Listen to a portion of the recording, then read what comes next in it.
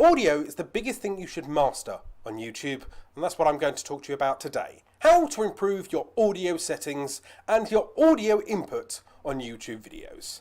Here we go! Hello and welcome back to another video. I'm Alan Spicer, and if you're looking to start a YouTube channel, grow your YouTube channel, or push your brand out there onto the second largest search engine on the internet, click subscribe. Start creating. No doubt you've done it. You've been past a video and it's all shaky and it's all disgusting and your friends are saying, look, watch this, it's really, really great. But you can't hear anything and it's orange and it's tingy and you just give up. You don't really want to listen. In some cases you can hear it but you can't see it and you kind of forgive it because you can hear what's going on and you can picture it in your head. Whereas if it's shaky and the camera's a bit crap, fine, I'll make do. But if it's ear-splittingly painful to listen to the video, you just won't watch at all. In fact, there's many annoying things that are deliberately placed on the internet, like Nyan Cat, just for the sake of, nyanning you until you turn your phone off. And that could be the biggest problem for small YouTubers, so that's what I'm here to help you with. How to improve your audio quality, even if you are a small YouTuber on a budget. Now, before we deep dive into this topic, I'm quite curious. What do you record your videos on? What do you record your audio with? Do you have a dedicated audio device? Do you use a different microphone? Do you use your phone, a lapel mic? Anything like that? Please leave a comment down below. I personally am testing between my webcam, my additional webcam microphone, and a lapel mic. One of these bad boys that you kind of clip onto to make you feel like an actual newscaster. But let's dive into the tips. Number one, make your room quiet. If you've gone to all of the effort of setting up your lights, setting up your camera, getting the right angle, right, thinking of the video that you want to make, maybe scripting it, maybe not, it's nothing worse than recording the video and then sabotaging your own work. In your room, your microphone may be quite sensitive, so why not eliminate some of the things that could generate background noise? Turn off fans, turn off PCs. Games consoles can cause buzzing noises. Refrigerators, if you're in some kind of student accommodation. Close that window so nobody can, make a noise from outside. Do you have a pet? A cat that scrambles around, a micro pig, a dog, a lover that's tied to your bed? Make sure that they're just quiet. Now, I'm not suggesting that you put a ball gag in your little kitten's mouth, but just anything that muffles the noise a little bit so it's not so readily picked up on. 2, is your room empty? Now, most people think that an empty room means that you have full control over that room and that, you can record in it and it's your own studio. Actually, an empty room can be your biggest nightmare. If you're just sat in a corner and it is just a small room, it's just got a load of flat, sheer surfaces. It's got a window, it's got a ceiling, it's got a hardwood floor. That can cause you problems. Have you ever listened to somebody and they're making a YouTube video and they've just moved into their dorm room or they've just moved into their office and it seems a bit echoey? That's because it's empty.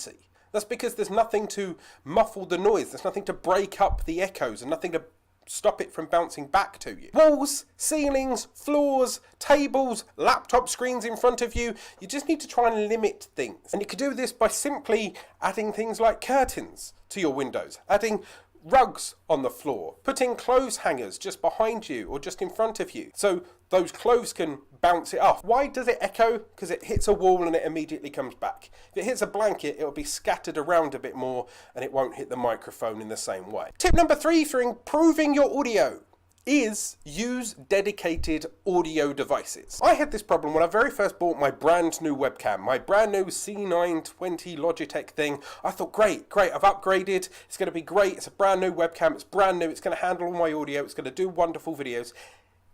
Yeah, no, I was really disappointed. Now, I'm not saying that the C920 isn't a good camera. It is, it's fantastic. It gives you the 30 to 60 frames per second that you need. It's in HD, it can be plugged into your OBS and it can create wonderful content. In fact, I've been making content with my C920 for 3, 4, 5 years now, and it's a good substitute. It's a good budget substitute for any actual DSLR. But when the C920 tried to handle its own audio, it was just tinny. So instead, what I've done is I've slaved my old webcam, my HD 6000, which is a Microsoft webcam for notepads, and I put it here, right here, in which in the long run I plan on replacing it with a lapel mic, but I'll talk about that in a second. Why have I got 2 webcams? Well, one, can dedicate itself to video, and one can dedicate itself to audio. It doesn't stress itself out. It's got its own channel, it's got its own jobs, and then in editing process, they're easy to match up. In fact, I can even record it straight to an OBS file,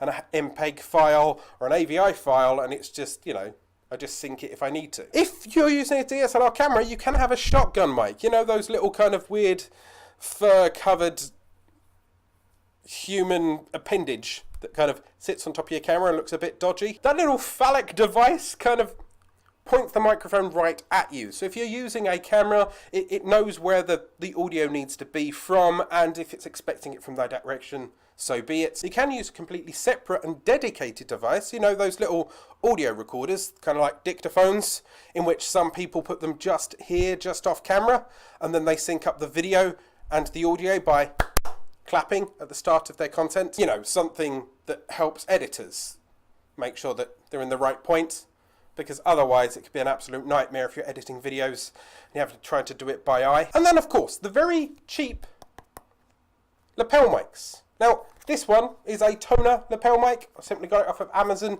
It runs up the inside of my shirt and clipped here, and then it's omnidirectional. It's got a little wing guard, so if I'm outside, there's not a problem. And then that way, if you're having issues, or if you are outside, or you've got a load of noise around, it just picks up an audio source from here rather than from here. In this case, I prefer my actual webcam setup because I can control my environment, my lighting, and I know where my microphone is. But in the long run, I want to slowly transition to lapel mics because they're more personal, especially for live streams. 4. Use common sense. If it's windy, get a spit guard. You know, one of those little fluffy pop filters that you see on top of microphones? They're not just there for toddlers to chew on. They're actually there to stop the wind getting to the microphone. They're actually stopping you there when you're blowing in and getting that crackly noise. If you are distant, away from the microphone, and you can't hear them, move closer and they will hear you better. If there is a loud hissing noise, maybe you're too quiet or the microphone is too sensitive and you've dialed it up,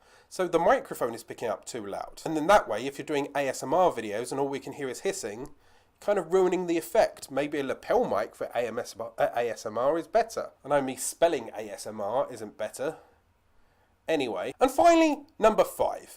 If you've done everything that you can do, if you've mitigated in many circumstances as you can, if you are good at editing videos, you could just edit issues out in post-production. Now, this isn't as easy as some people think. There isn't some magical button that will remove echo immediately. There's not a magic button that moves you closer to a microphone immediately. There's not some special thing that means that the crappy audio can be fixed instantly perfectly, right? You do need to help the audio be the best it can before you try and clean it up. But there are things out there such as Audacity, which is very good for removing certain things like crackling noise or background noise, humming, that kind of thing. It can condense it for you. I believe Adobe has a sound tool. I don't personally use it, but there are many sound correcting services out there that might help you rescue a file. But I, once again, suggest you make sure that you're doing all the best you can in the first 4 steps before you try and fix it in post. If you want suggestions on equipment that you might want to buy to improve your audio quality, or reviews, or on how to use your mobile device, that kind of thing whilst recording, I've done a playlist up here. But that's how you can improve your audio quality, by just changing a few simple things. For more YouTube tricks and tips, hit that subscribe button and hit that notification icon so you are alerted every time I go live. Go out there, start creating.